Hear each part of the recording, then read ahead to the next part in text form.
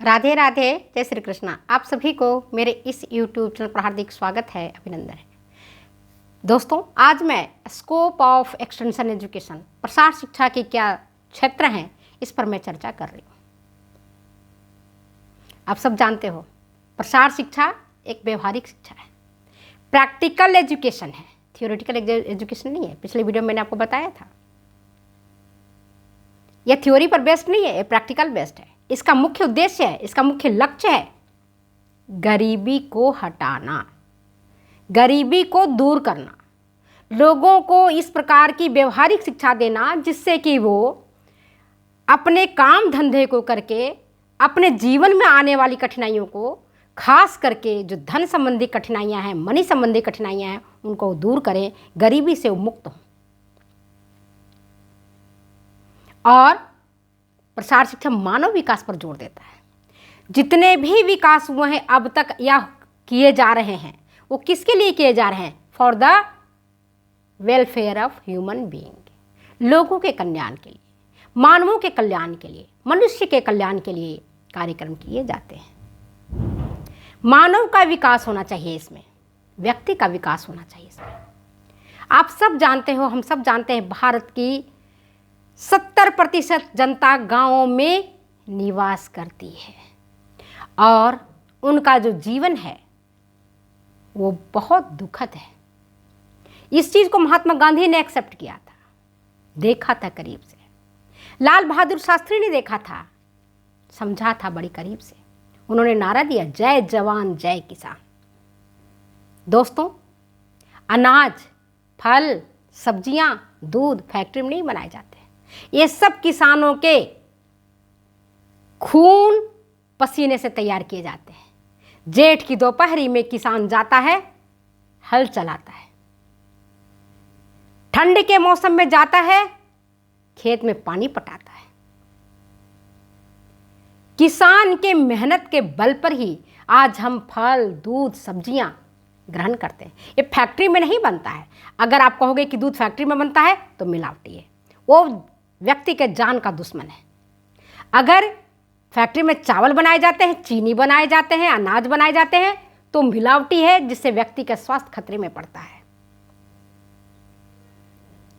किसानों के विकास के लिए कार्यक्रम चलाए जाते हैं और प्रसार शिक्षा का मुख्य काम है जरूरतमंद लोगों की मदद करना, नीडी पर्सन की मदद करना, जिससे कि वे अपनी ज़रूरतों को पूरा करके देश के विकास के मेन धारा में, मुख्य धारा में आकर के जुड़ सके। और प्रसार शिक्षा का जो मुख्य उद्देश्य है, इसके कार्य क्षेत्र को अगर समझना है तो इसको 3 भागों में बांटना पड़ेगा। पहला भाग है मानव का निजी विकास। निजी मतलब self development of human being. दूसरा है मानव के परिवेश का विकास, मानव जिस परिवेश में रहता है, जिस वातावरण में रहता है, उसका विकास होना जरूरी है। और तीसरा है मानव निर्मित संसाधनों और संस्थाओं का विकास। मानवों ने, व्यक्ति ने जिन संसाधनों का या जिन संस्थाओं का विकास किया है, उसका विकास होना अनिवार्य है। अब आप समझ गए होंगे मानव का निजी विकास से क्या मतलब है। यह है कि सर्वे भवन्तु सुखिनः, सर्वे सन्तु निरामयाः, सर्वे भद्राणि पश्यन्तु मा कश्चित् दुःख भाग् भवेत्। हम परमात्मा से प्रार्थना करते हैं कि हे परमपिता परमेश्वर, आप सभी को सुखी रखें, सभी को रोग मुक्त रखें, सभी को निर्भय रखें। जब सभी लोग खुश रहेंगे, सभी लोग निर्भय रहेंगे, सभी लोग स्वस्थ रहेंगे, सभी लोग खुशहाल रहेंगे, तो दुख अपने आप भाग जाएगा। किसी के पास दुख नाम का चीज़ नहीं होगा। पूरा मानव का कल्याण होगा। समस्त जब मानव सुखी होंगे तो कहीं भी दंगा, फसाद, चोरी, लबादा, ये सब होने की जरूरत ही नहीं पड़ेगी। और व्यक्ति के विकास के लिए आध्यात्मिक विकास जरूरी है। जब तक व्यक्ति आध्यात्मिक विकास नहीं करेगा, शारीरिक, मानसिक, सामाजिक, संवेगात्मक, खेल, परिकल्पना, इन सब का विकास तो होना ही होना है। इसके बाद भी एक आध्यात्मिक विकास है जिस पर जोर दिया जाना चाहिए। जब आध्यात्मिक विकास पर व्यक्ति जोर देता है, भगवान से डरता है, ईश्वर से वो प्रार्थना करता है, तो कभी वो गलत कदम नहीं उठाता है। ईश्वर उसे गलत कदम उठाने के लिए प्रेरित नहीं करते हैं, उसे रोकते हैं। तो अध्यात्म का विकास भी होना जरूरी है। कई बार आप देखते हो अकाल पड़ जाता है, भुखमरी हो जाती है, सूखा हो जाता है, किसान आत्महत्या कर लेते हैं, सुसाइड कर लेते हैं। खुद अपना सुसाइड नहीं करते अपने जीवन का, अपने परिवार सहित को सबको मार देते हैं कि हम कर्ज तले अब हम दब गए, कर्ज के बोझ पे कुचल जाते हैं। तो अगर उनमें आत्मीय बल है, अध्यात्म का है उनको विश्वास, तो वो कभी भी आत्महत्या जैसे कायरता वाले कृत्य कतई नहीं करेंगे। न खुद मरेंगे न मारेंगे। उन्हें ईश्वर पर भरोसा होगा। उन्हें तब पता होगा कि आज भगवान ने हमें दुख दिया है तो हमारे दुख के दिन भी चले जाएंगे। दुख आज जिस तरह से आया है उस तरह से दुख जाएगा, हमें सुख के दिन भी मिलेंगे। छोटी मोटी कठिनाइयां उसे डिगा नहीं सकेंगी, पथ भ्रष्ट उसे नहीं कर सकेंगी, पथ पर उसे नहीं डिगा पाएंगी। और व्यक्ति के निजी विकास के लिए कृषि और कृषि से आधारित उद्योग धंधों को अगर वो करेंगे, आपको पता है भारत की जो कृषि है 4 से 6 महीने का ही है।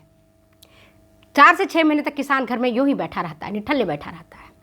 वैसी स्थिति में किसान कृषि से आधारित उद्योग धंधे स्थापित कर सकते हैं, उद्योग धंधे को चालू कर सकते हैं। महात्मा गांधी कहते हैं भारत की आत्मा तो गांव में बसती है, भारत की आत्मा तो गांव में बसती है, लेकिन हमारे ग्रामीण, हमारे किसान का जीवन खुशहाल नहीं है।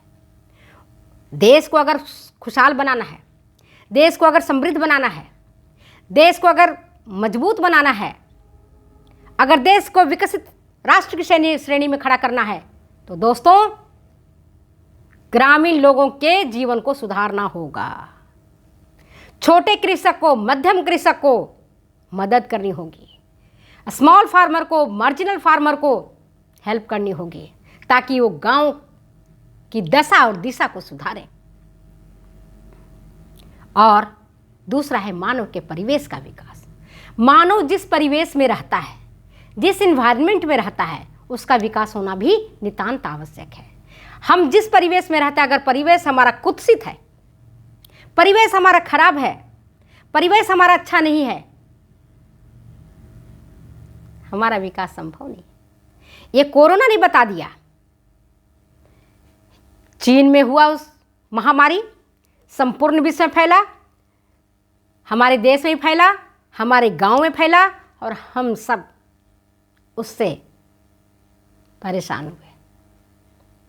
ऐसा नहीं कि चीन में फैला तो वहीं रह गया, एड्स दूसरे देश में फैला तो हमारे देश में नहीं आया, आया हमारे देश में, हमें परेशान किया। तो हमारा परिवेश को भी साफ सुथरा रहना, हमारे इन्वायरमेंट को भी अच्छा रहना, समृद्ध रहना आवश्यक है डेवलपमेंट के लिए। इसके बाद आता है मानव निर्मित संसाधनों और संस्थाओं का विकास। तीन क्षेत्रों पर काम करता है, खास करके प्रसार शिक्षा। मानव का निजी विकास, सेल्फ डेवलपमेंट ऑफ ह्यूमन, मानव के परिवेश का विकास, डेवलपमेंट ऑफ ह्यूमन्स एनवायरनमेंट, और तीसरा है मानव निर्मित संसाधनों और संस्थाओं का विकास, development of man made resources and institutions. Man made resources and institutions जो भी है, उनका भी डेवलपमेंट होना जरूरी है। स्कूल है, कॉलेज है, हॉस्पिटल्स हैं,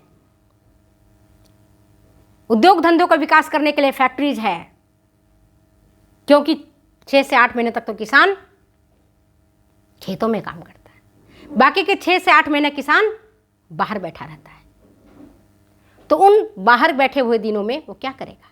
इन कामों को करेगा, और इन कामों को करके अपना डेवलपमेंट करेगा। और जब व्यक्ति का डेवलपमेंट होगा तो समाज का डेवलपमेंट होगा, समाज का डेवलपमेंट होगा तो हमारा राज्य, और फिर राष्ट्र का, और संपूर्ण राष्ट्र का डेवलपमेंट होगा तो हमारा संपूर्ण विश्व का डेवलपमेंट होगा। तो जो भी मानव निर्मित संसाधन हैं, जो संस्थाएं हैं, उनका विकास होना जरूरी है। देखो, अब पंजाब के कृषक ज़्यादा खुशहाल हैं, हरियाणा के कृषक ज़्यादा खुशहाल हैं, केरल हमारा साक्षरता के दृष्टि से ज़्यादा अच्छा है कि नहीं? तो अगर आप समझना चाहते हो प्रसार शिक्षा के कार्य क्षेत्रों को, इसका स्कोप को, तो आपको निम्न बिंदुओं में मैं समझा रही हूँ। पहला है युवाओं एवं प्रौढ़ों का विकास, development of youth and adults, कि युवाओं और प्रौढ़ों का विकास होना बहुत ज़रूरी है। युवाओं के कंधे पर ही तो देश का भार है, वही नागरिक हैं। दूसरा है ग्रामीण विकास, रूरल डेवलपमेंट, गांवों का विकास करो।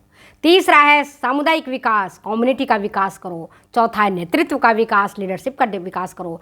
पांचवा है रिसोर्सेज का विकास, डेवलपमेंट ऑफ रिसोर्सेज। छठा है बेहतर गृह प्रबंध का विकास, बेटर होम मैनेजमेंट। चाहे दुनिया में बहुत सारे पैसे कमा के आओ, जब तक आपका बेटर डेवलपमेंट नहीं होगा, होम मैनेजमेंट बढ़िया नहीं होगा, आप कुछ काम नहीं कर सकते हैं। नेक्स्ट है बेहतर कृषि प्रबंधन, बेटर एग्रीकल्चर मैनेजमेंट। इसके बाद है कृषि उत्पादन में बढ़ोतरी, increasing efficiency in agriculture production. और फिर है arrangements of markets for buying and selling of agriculture products. आपने खेती बाड़ी कर ली, अनाज उगा दिए, साग सब्जियां आ गई, लेकिन अगर उसे मार्केट में बेचा नहीं जाए, अच्छे उसको प्राइस नहीं मिले, कौड़ियों का भाव अगर किसान को मिलता है, किसान फ्रस्ट्रेट हो जाता है। जैसे कई बार आपने देखे होंगे, पेपर में पढ़े होंगे कि प्याज की आंसुओं के बदौलत प्याज रो रहा है, प्याज उगा करके किसान रो रहे हैं। और फिर है रहन सहन एवं जीवन स्तर को बेहतर बनाने का, और है फिर कृषि और पर आधारित उद्योग धंधों का विकास, और है कुटीर उद्योग का विकास करना। ओके बाय, मैं अपनी वीडियो को विराम देती हूँ।